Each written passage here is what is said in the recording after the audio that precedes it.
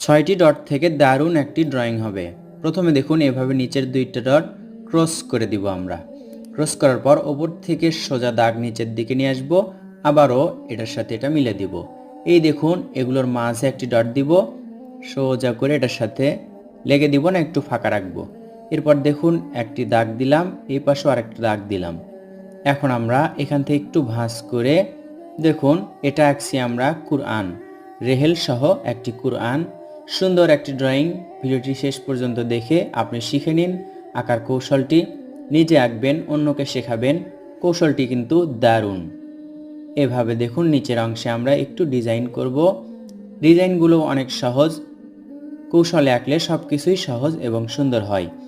কুরআন আঁকা হলো, রেহেলও আঁকা হলো। এখন কুরআনের মাঝে পৃষ্ঠায় আমরা একটু আরবি লেখা বোঝাবো। দূর থেকে দেখা হলে যেরকমটা বোঝা যায় আমরা সেরকম করে অস্পষ্ট করে লেখা বুঝিয়ে দিব যে এতে আরবি লেখা আছে। তো বন্ধুরা, এভাবে আপনি একটি রেহেল সহ কুরআন আঁকতে পারেন। কি থেকে? 6টি ডট থেকে। কেমন লাগলো এই ড্রয়িংটি কমেন্ট করে জানিয়ে দিন।